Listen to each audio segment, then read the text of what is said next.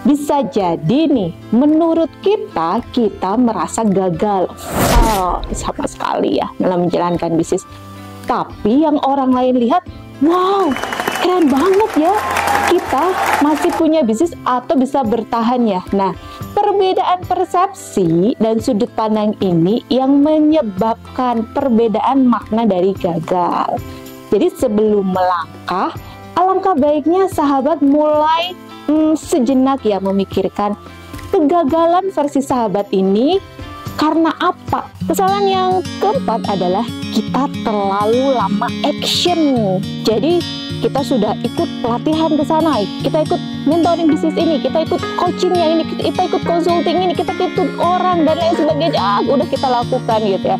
Tapi kenyataannya actionnya nol gitu ya. Jadi kita nggak cepet-cepet action, terlalu banyak berpikir, terlalu banyak ketakutan, terlalu banyak hal-hal yang dipertimbangkan gitu ya, dan merasa semua langkah yang dia lakukan itu harus secure gitu ya, harus aman, segala resikonya harus terlihat, harus terantisipasi. Hei sahabat semua, dalam bisnis kita itu berbicara dengan peluang.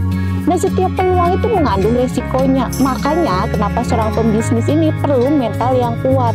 Karena ketika dia dihadapi dengan pilihannya, dan pilihannya itu mengandung resiko, terus resikonya itu nggak ada solusi atau nggak terbayangkan oleh dia sama sekali, dia siap banget ini untuk menyelesaikan resiko tadi, dan dia siap mental untuk menyelesaikan resikonya tadi. Jadi di sini kita harus cepet-cepet take action, tapi bukan berarti langsung tanpa berpikir langsung action ya, tapi kita langsung punya batasan waktu kapan saya harus action. Kita punya sebuah keahlian untuk melihat peluang. Kalau ini nggak cepet-cepet saya take action, nanti akan hilang peluangnya. Atau kita punya kemampuan seperti seorang anak-anak lagi bermain layang-layang, dia tahu kapan harus menarik benangnya, dia kapan tahu harus melonggarkan benangnya, dan kapan dia tahu harus memotong benang lawannya. Jadi ini bermain tentang strategi. Tapi lagi-lagi sepengalaman saya sendiri juga mempunyai klien ya, mentoring yang banyak gitu, atau klien-klien pembisnis yang pemula. Ketakutan mereka adalah takut melangkah. Gimana ya, nggak ada modalnya, aduh nanti kalau nggak kejual gimana ya, aduh kalau saya ditolak gimana ya, atau misalnya kalau saya nggak dapet karyawan gimana ya, atau karyawannya kalau dia menipu saya gimana. Jadi terlalu banyak ketakutan atau overthinking yang berlebihan, akhirnya dia nggak jalan-jalan gitu ya. Atau misalnya ketika dia mau membangun bisnis atau mulai bisnis, aduh kira-kira ini bisnisnya sesuai dengan saya nggak? Pokoknya jalani aja terus gitu ya. Karena orang bisnis itu dia fase-nya seperti manusia ya. Di awal-awal dia akan nyoba bisnis karena melihat orang, ih asik nih, kok bisnis ini untungnya banyak ya, saya pengen nyobain deh gitu. Ternyata setelah kita jalanin, peruntungan kita nggak di situ. Akhirnya kita udah deh, lihat temen yang lain, bisnis jualan ini nih, dia berhasil banget nih jualan kosmetik, pengen berubah kita ikutin juga, tapi ternyata zonk juga gitu ya. Terus melihat yang lainnya, mereka jadi affiliate nih, kayaknya banyak, ikut juga, tapi ternyata zonk. Nah, dengan ikut-ikutan seperti ini disebutnya sebagai fase bisnis ketika remaja atau ababil. Kalau anak remaja itu kan kepinginannya banyak, gampang gonta-ganti, dia nggak dewasa, belum berani menerima konsekuensi, belum berani setia gitu. Nah, di sini berarti fase seorang pembisnis ini masih sebagai seorang pembisnis yang ababil ya sahabat. Jadi loncat-loncat. Dan ini saya sebutkan sebagai fase yang wajar banget dan normal banget bagi kalian ketika kalian bingung memilih bisnis, akhirnya mencoba satu dengan yang lainnya. Itu juga yang saya alami, dan teman-teman saya yang lainnya alami juga sama. Mereka mencoba bisnis, bahkan ada yang 19 kali, ada yang 20 kali, 24 kali, tapi mereka tidak berhenti. Nah, inilah pentingnya kita memiliki mentor, memiliki coach, memiliki konsultan untuk meminimalkan waktu belajar kesalahan kita, karena mereka akan mengarahkan kita memilih jalur yang terbaik dan waktu tersingkat untuk mencapai tujuan kita. Jadi sahabat, kalau ada sesuatu pengen bisnis, jangan lupa action nih.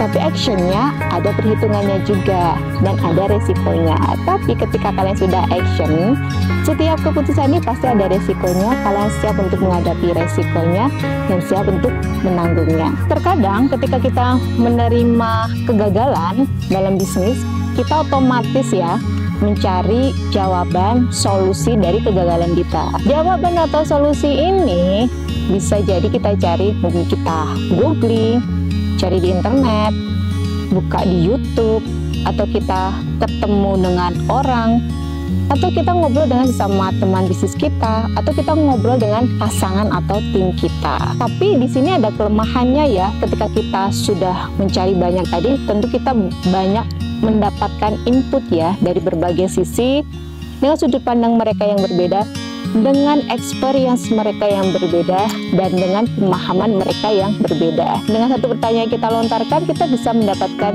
banyak banget jawaban atau respon ya dari orang yang berbeda-beda ini. Karena saking banyak ya yang kita tanyain dan kita cari informasinya, terkadang kita confused atau kita bingung banget mana yang pengen kita eksekusi, mana yang pengen kita jalankan.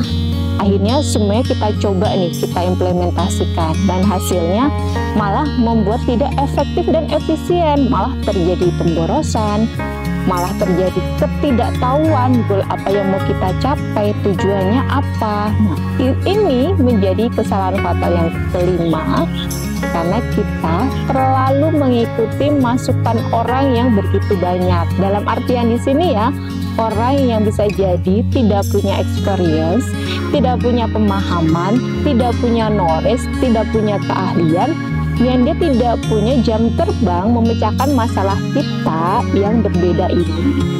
Setelah kita eksekusi, akhirnya kita, kenapa gagal lagi ya? Kenapa seperti ini?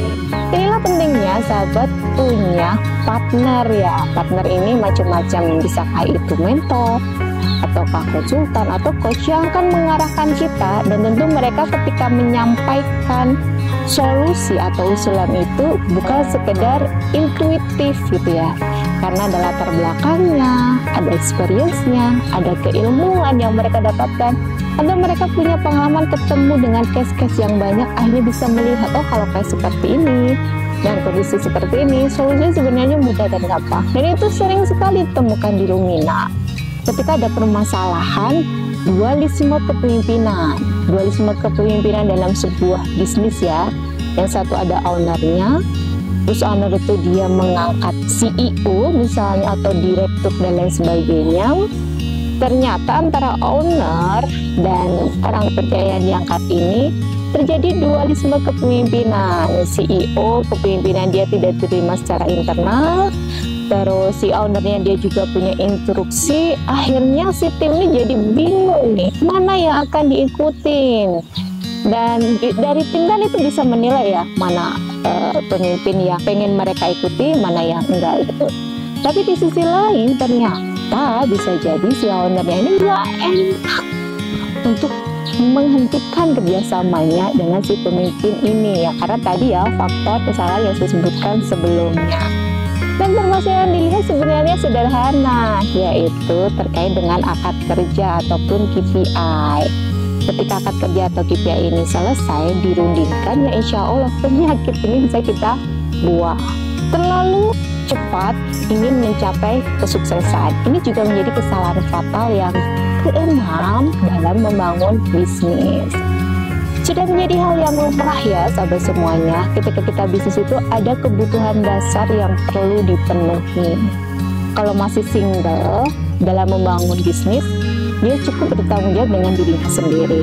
Tetapi ini akan menjadi yang berbeda ketika dia single, belum menikah, tapi dia juga punya beban nafkah untuk keluarganya, untuk adiknya, untuk orang tuanya, untuk kakaknya misalnya. Jadi walaupun single, dia memiliki beban tanggungan nafkah dasar yang harus dipenuhi. Dan ini juga akan sama saya ketika kita membangun bisnis sudah memiliki keluarga.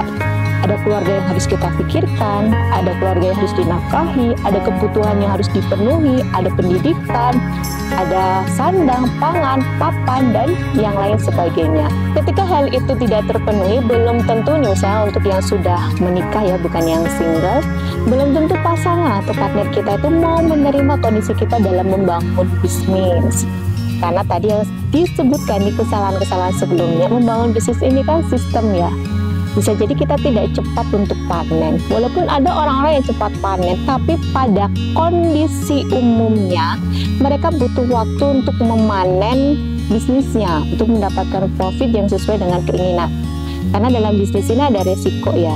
Biasanya semakin tinggi resiko itu return atau pendapatannya semakin besar. Semakin kecil resiko, biasanya pendapatannya juga semakin kecil. Nah, ini menjadi pilihan kita masing-masing. Kalau kita pengen cepat sukses dan akhirnya kita melewatkan atau tidak mau melewati proses yang sama-sama menyakitkan mungkin ya di perasaan kita, yang sama-sama menderita, kita nggak mau melewatinya dan pengen langsung cepat sukses, pengen cepat hari ini milih bisnis, minggu depan udah panen 5 miliar, hari ini pengen bisnis nggak usah 5 miliar kali ya, kemudian hari ini saya bisnis, besok langsung dapat 15 juta, 25 juta, hari ini saya project langsung dapat, ya nggak bisa begitu sahabat semuanya.